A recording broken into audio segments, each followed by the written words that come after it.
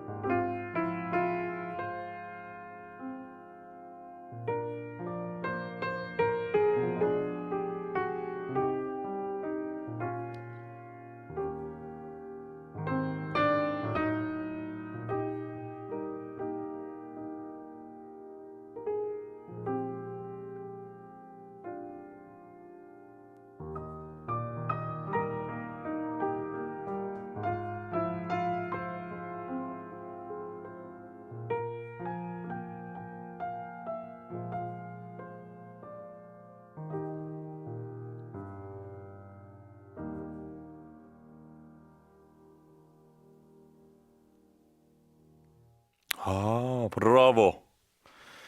유쾌한 클래식 길라잡이 피아니스트 정태양의 연주로 정태양의 클래식이 빛나는 순간 출발했습니다. 안녕하십니까?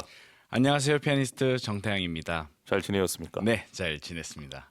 그 악보 때문에 눈밖에 안 보이니까 살짝 악보 좀 켜주세요. 많은 분들이 오늘 네. 또 오프닝 연주를 듣고 감동받았을 것 같습니다. 네. 아주 친숙한 선율이었는데 오늘의 주제곡입니까? 네, 가정의 달이기도 하고 이 곡이 가진 느낌과 따뜻한 가사가 좋아서 골라봤는데요. 네.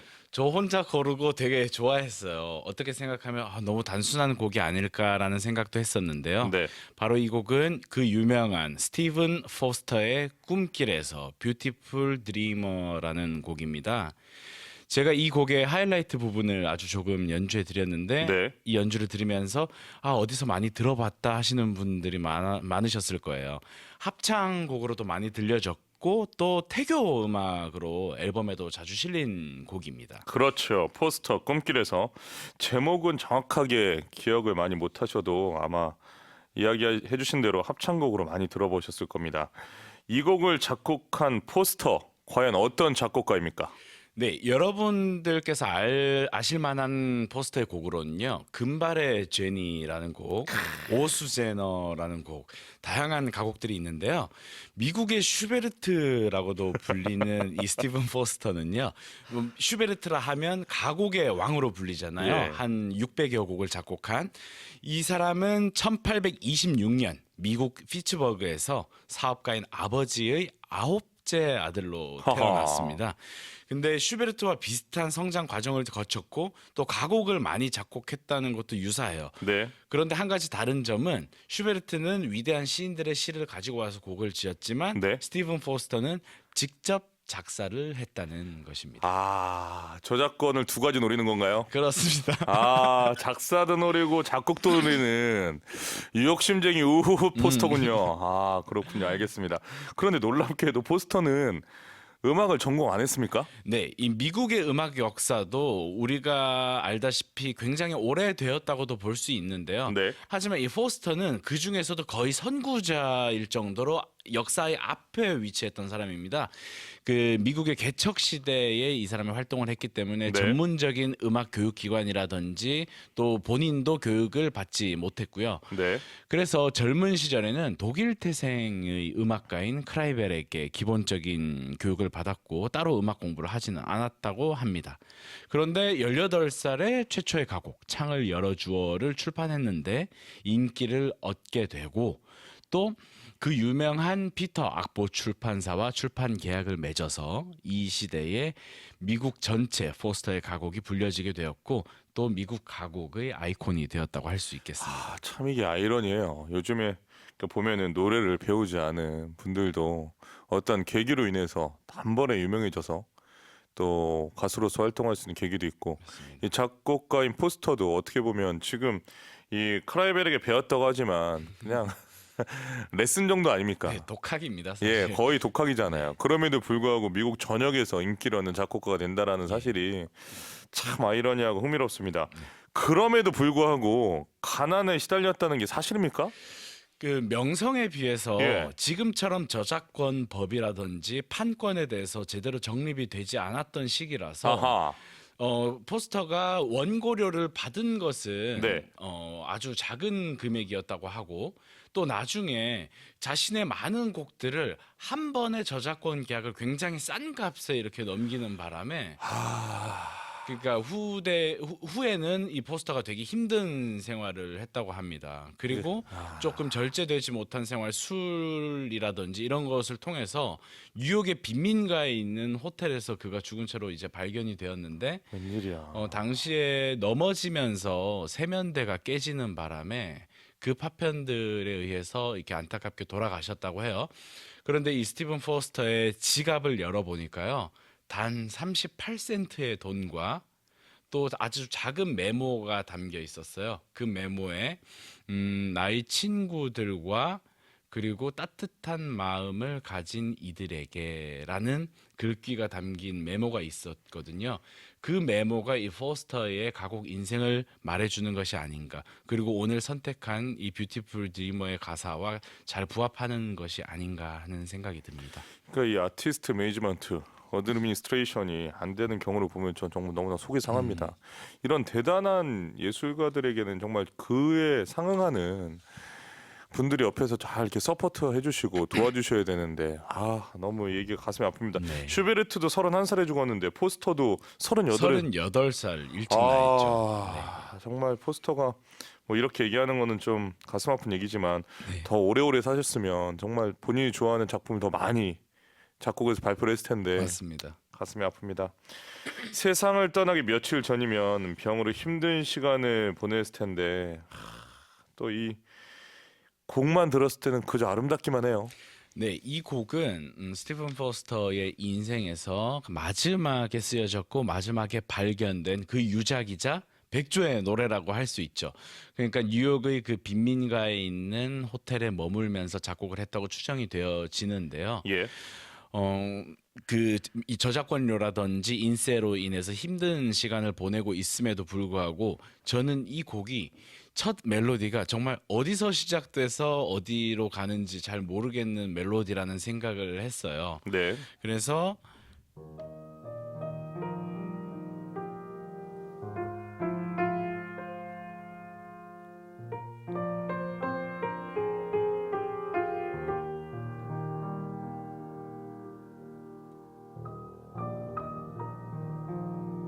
그러니까 정말 이 멜로디에 대한 영감이 나에게 온다면 이런 느낌일까 하는 생각을 저는 이 작품을 연주하는 연주자로서 느끼게 되는 것 같더라고요. 근데 대화를 하고 들으니까 네. 슬프네. 슬픔이 있죠. 그러니까 오프닝에 들었을 때는 물론 제가 대본을 계속 보고 왔지만 네. 이게 또 대화를 나누는 건 또 다르지 않습니까? 네. 이게 처음에 들었을 때는 그저 아름답기만 했는데 이야기를 나누고 네. 38에 죽고 또 병마와 싸우면서 했다고 하니까 너무 슬픈데요. 그리고 이 작품은 제가 들려드리려고 일찍 골랐고 네. 여러 연주자의 버전이 있지만 오늘은 또 색다른 버전을 또 들려드릴 것인데요. 작가님과 대화를 이렇게 나눴어요. 이 곡에 대해서 어떤 이야기를 할 거냐 저에게 물으셨는데 제가 처음에 이렇게 메시지를 보냈어요. 딱 제가 운동을 하면서 작가님한테 메시지를 드렸던 것 같아요. 너무 간단한 곡이라 그렇게 할 말이 많은 것 같지는 않습니다. 너무 성의 없이 준비하는 거 아닙니까 방송? 그냥 단편적으로 딱 그렇게 생각이 들었어요. 네. 그리고 나서 제가 다시 몇 시간 있다가 작가님한테 메시지를 드린 게 네. 그것은 저의 아주 짧은 생각이었던 것 같고 그 단순한 멜로디를 가진 음악이 우리를 감동시키려면 그것이 얼마나 큰 영감으로 작곡되었을까요? 뭐 이런 생각을 제 스스로 했었거든요. 약간 아차한 것 같은데요. 아차라기보다 그 단순함과 여백에 주는 미를 몇 시간 동안 생각을 좀 해봤다고 할 수 있을 것 같아요. 좋습니다. 그래서 연주자로서는 음표가 많이 없으면 네. 조금 덜 도전적이게 될 때가 있는 것 같아요. 음표가 많으면 손가락에 연습도 해야 되고 더 분석해야 되고 이럴 것 같은데 그런데 이 곡처럼 단순한 멜로디 딱 들으면 알아들을 수 있는 것. 근데 그것을 잘 연주해서 여러분들께 감동을 드리려면 더 순수한 마음이 필요하지 않을까 하는 생각이 지난 일주일 동안 들었습니다. 잘 알겠습니다. 오늘 피아노 치는 이 버전이 그 여러 버전 중에서 또 오리지널 버전으로 연주를 하고 2절은 직접 편곡한다는 게 사실입니까? 편곡이라고 하면 네. 여러분들께 너무 거창한 이야기를 제가 해드리는 것 같고 네. 그냥 제가 제 이야기를 하는 것처럼 쳐드리고 싶어요. 그러니까 악보는 있는 악보입니까? 아니면 새로 좀 쓴 겁니까? 악보는 포스터가 써놓은 악보 그대로 지금 보고 있습니다. 그렇습니까? 그럼 해석을 좀 색다르게 하겠다. 그렇게 네. 이해해도 괜찮을까요? 네. 알겠습니다. 그럼 여기서 연주를 들어보겠습니다. 포스터, 꿈길에서 뷰티풀 드리머, 피아니스트 정태영 연주로 여러분 들려드립니다.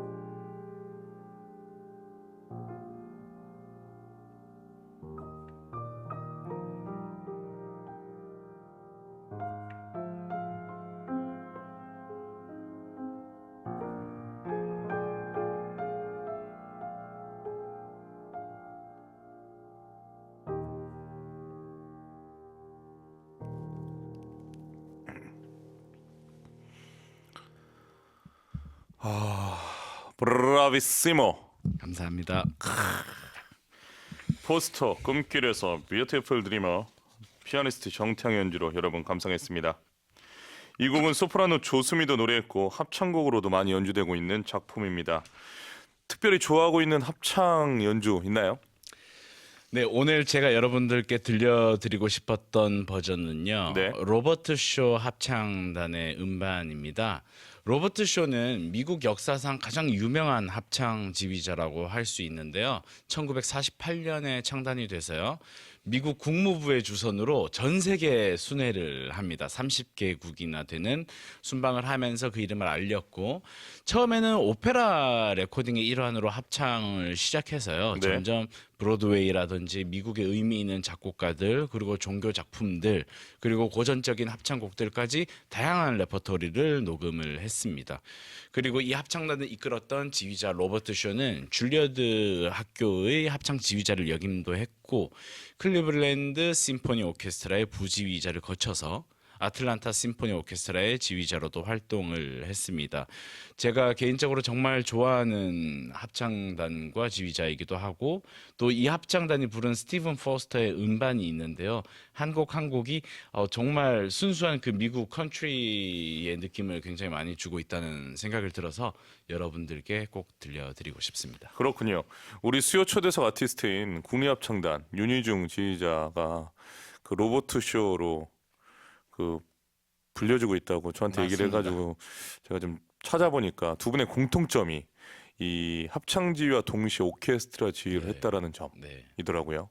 합창지휘와 오케스트라 지휘는 전혀 다른 분이 아닙니까? 전혀 다르면서도 또 결국에는 이렇게 통합되는 것이 아닐까 또 생각이 됩니다.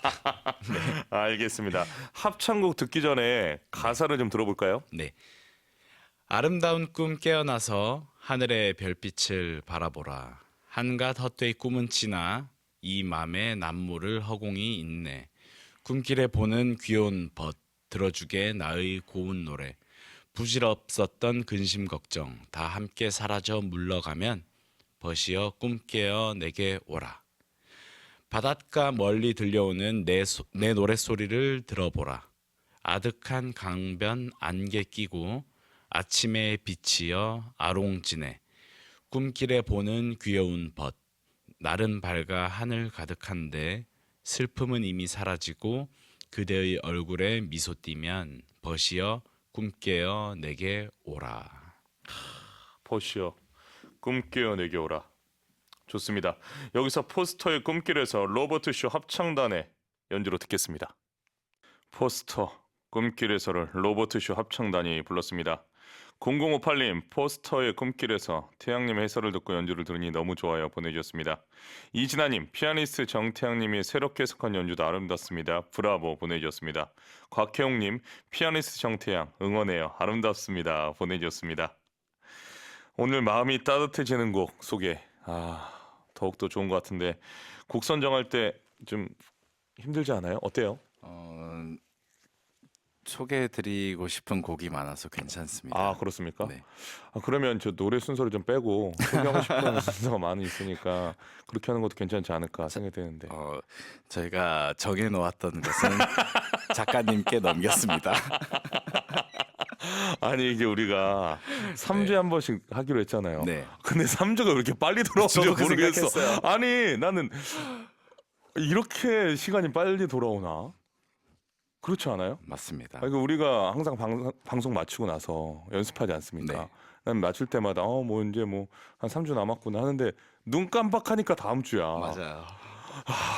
참 신기합니다. 자, 날 좋은데 날씨도 좀 만끽하시고 연주 활동도 많이 하시고 네, 알겠습니다. 강의도 많이 하시고 네, 다음 주에도 여러분들께서 행복해하실 음악을 가지고 오도록 하겠습니다. 수고하셨습니다. 감사합니다. 네.